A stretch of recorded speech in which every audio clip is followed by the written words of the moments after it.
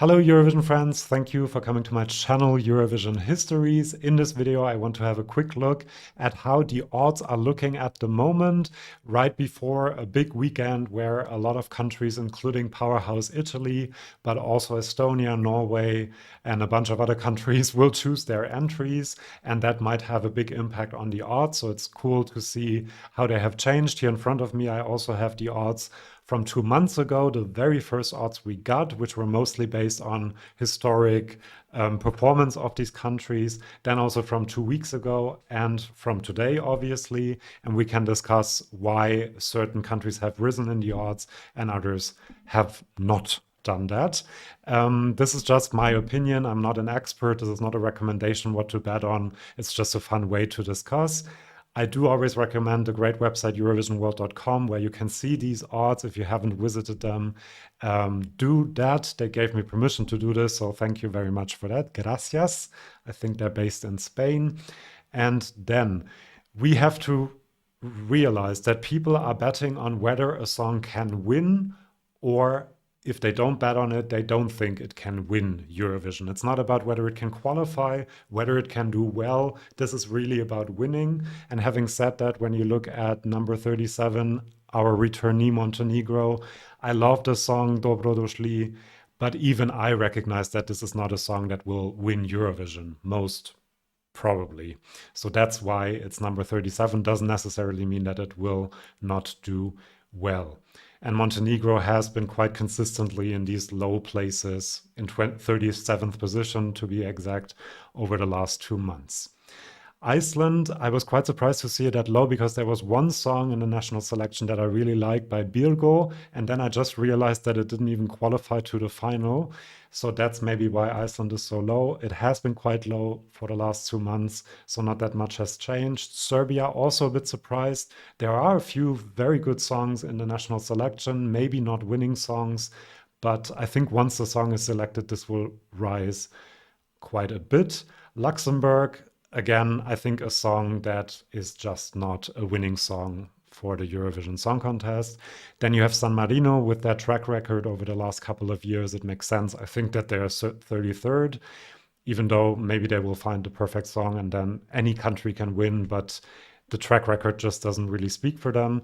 For Spain, this is one that really has dropped in the odds. It was 10th 2 months ago, 17th 2 weeks ago, and now is in 32nd position. Earlier today, when I looked at it, it was 26th. So people really don't believe that this is going to win. I think it was 10th. Spain was 2 months ago because people believed in Benidorm, and they're just not believing it anymore that this song will win Eurovision, and I think that makes sense. Albania is my favorite at the moment and is a beautiful song. I don't think this can win necessarily, but it will do very well. But I still think it's too low in the odds. Albania, let's have a look, was much lower though a few weeks ago, so it has already improved its position quite a bit. Then we have Slovenia with another song that most people don't think will win, and Latvia as well. They have also not changed their position all that much, even though Slovenia was a bit higher because people thought that something else was going to win the national final. But once they realized what had won, yeah, this is where Slovenia is in 30th position. And also Latvia, this is not a song that will win Eurovision. I also don't think that. Norway, I did my video for the Norwegian national final, and I do now realize why it's so low in the odds. I was a bit surprised because Norway is historically a powerhouse of Eurovision, along with Sweden, Ukraine, Italy. Right after them comes Norway, but the national selection is not that good. I don't think there's a Eurovision winner in there, so that makes sense.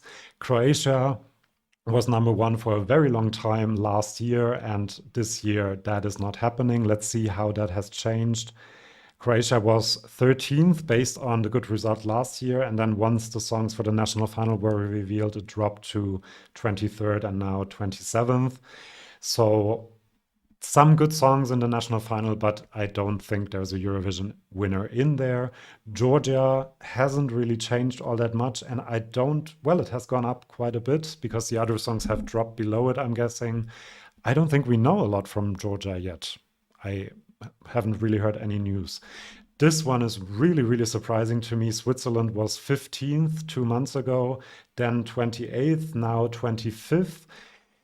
I really don't understand why, because we haven't heard a lot of news from Switzerland on their artists and whom they're going to choose. They are the host country, so they will want to be representing themselves well.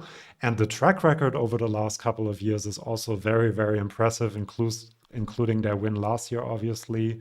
Maybe people think people won't vote for the country that just won. That could be. But I think Switzerland is way too low. I think they're going to come up with a good entry. Then we have Denmark in 24th position. A better national final than they used to have in the past, but I don't see a Eurovision winner among those songs either. Then we have Azerbaijan, Mama Gama is the artist, and Azerbaijan has risen quite a bit from 33rd to now 23rd. So people seem to be interested in this band and think that they might do well. Australia was very low 2 months ago in 30th position. Now they're 22nd. Haven't There are rumors that it might be Shepherd, but we haven't heard all that much yet. But with a good song, with the songs we already have, if Australia chooses a good pop song, I think we need a power ballad a la Marco Mengoni Sliman. If one of the countries still in the list chooses that, they might be in it to win it. Poland, haven't listened to the national final songs yet, but this has dropped a bit since the national final songs were revealed, so maybe that tells us something. Cyprus, I think this one might actually be too low because we've heard about the songwriters, including the songwriters of the Code. That's not necessarily a recipe for success. We have Kontopoulos, or whatever his name is, who also did the stagings for many other very successful Eurovision entries. And Theo Evan is a good artist, I think, as well. So maybe this is a dark horse we should watch, and it's a bit too low. Then we have Greece, the beautiful Asteromata by Klavdia. Lots of people love this, but I also think that this is probably not a Eurovision winner. The juries won't vote for this enough to make it win. And it's also a ballad that maybe will struggle a little bit with the televote. I think this will do really well, top 10, almost assured, I think, but it's not a winner. Armenia will choose their song on Sunday, so we shall see whether their position changes. They have been quite consistent over time. Lithuania in 17th position have gone up a little bit. I haven't had time to listen to the songs in the national final, unfortunately. But still, Ireland, since the song was chosen, Ireland was 9th 2 months ago, 13th 2 weeks ago, and now it's only in 16th position. The UK and Ireland usually do a little better in the odds because most of the betting sites are in the UK. And we see in 15th position the UK. The UK was 6th 2 months ago and has now dropped to 15th. I don't know whether that has something to do with the rumors that a country girl band will represent the UK. And maybe people don't really believe that country pop is something that Europe will go for, even though we've seen the common linnets. So not sure why the UK has dropped so much. Ukraine, this is a big one. Ukraine, obviously always a good bet because they are a Eurovision powerhouse and have done so well. Recently, 2 months ago, they were second in the odds. 2 weeks ago, they were fifth. And now they're only in 14th position after the song was chosen. I like the song. I think it will do better than people expect, but I kind of agree that this is probably not a Eurovision winner. Then we have Austria, which has increased a lot. It was 32nd 2 months ago, now in 13th position. JJ, this operatic pop singer with an English song. This reminds me of Nemo. Maybe it is something like that, and maybe that's why it has gone up in the odds. But at least we know one thing: he will be able to perform his song vocally really well, and the juries will like that. So maybe that's why Austria has risen in the odds. The Netherlands have been very consistent, have a good track record, and maybe that's why they're 12th. Then we have Malta. I can't stand this song. I'm really sorry. I mean, I see her with her great charisma and great voice, but the song is just not my thing. I know that it's kind of viral on TikTok, I guess, already for the pun in the song, which I understand. Let's see how Malta has increased. They were 23rd 2 months ago, and now they're in 11th position already. This will go up more, I am predicting, but I don't think this will win. I think the juries will not let this win, and I don't think it should win. Sorry, Malta. I really want Malta to win, but not with something like this. This really warms my heart because I'm a big fan of Portugal at Eurovision. If you've seen this channel, you can watch my video on the Festival da Canção and my favorites. There are so many good songs in there. I think the good position here is because of either Henka, which is a metal song in English, or Tristeja by Josh, a very beautiful ballad in Portuguese, very well sung. And Portugal, let me check, was 23rd 2 months ago and is now in the top 10. So that's a huge deal. And then this is the big increase. Czechia was 29th only 2 weeks ago. Then we heard the acoustic version of Adonis's song in the Maltese national final, and people really seem to like it. It is a standard pop song, but he sings it incredibly well. And this could be our jury winner. I did a reaction where I called it the jury winner, the potential jury winner. So I think it makes sense that this went up as much as it did. This warms my heart as well because I am from Germany, obviously. I think people have a lot of expectations for Stefan Raab's knowledge of Eurovision. I'm not so sure anymore because some of his other shows don't really work anymore. And he seems to have lost his touch a little bit. And when I saw the list of artists that are performing, I don't know any of them, almost any of them. So it seems like a normal German national final with just a bigger list of songs. Hopefully, the songs are better than usually. I haven't lost my hope yet, but I am ready to be disappointed, unfortunately. Then we have Estonia, kind of consistent. I think this is because of the Tommy Cash euphoria, kind of, with his song. I don't get the song 100%, but that's probably why Estonia is so high. And then Italy in sixth position. This makes no sense to me. Sanremo will have 10 songs that are potential Eurovision, well, 5 songs that are potential Eurovision winners, and they will choose one of them, and Italy will do incredibly well. There's no way that that's not going to happen. So I think after this weekend, we will see Italy increase a lot. It was third 2 months ago and has dropped to sixth, maybe because other songs have overtaken it also. Belgium.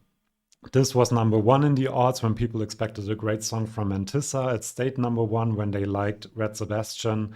Maybe the performance wasn't as convincing, but I still think that this, with an incredible vocal performance and a great staging, this could actually do it and convince the juries and the televoters. The song itself is a bit too generic, maybe, but who knows? Maybe this could happen. Belgium, as I said, first 2 weeks ago, now in fifth position, probably going down. You see the red dots there as well next to the 10. That also means that it's decreasing a little bit, but still a 6% winning chance. Then we have Erika Wigman, who won in Finland this Saturday. I think the song is fun. The performance is impactful. The televoters will love it. I don't really see the jury going for it enough for it to win, but this will do incredibly well. And Finland has increased from 17th 2 months ago to 11th 2 weeks ago. And then after Erika actually won, people are quite convinced that she will do very, very well. I think this could be in the top 4, 3, 5, something like that. I don't really see it winning at the moment.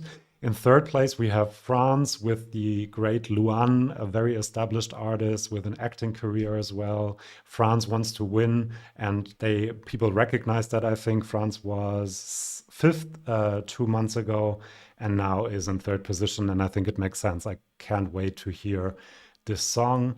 Israel is in second position. 2 months ago, it was fourth. Then it was second after Yuval Raphael was revealed. I think this has to do with her backstory, but also her good voice, very good voice.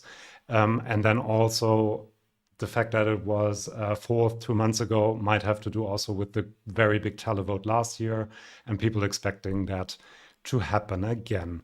And then in first place, we have our main powerhouse of Eurovision any year, really, almost any year. Sweden was number one 2 months ago, then dropped to number three, and now is back at number one. I think people expect a big, big song from Måns Zelmerlöw, his song Revolution. He has said that it's better than Heroes.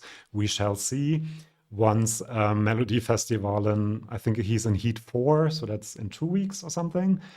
Looking forward to hearing that, even though I wouldn't really like another Swedish winner winning again, if that makes sense.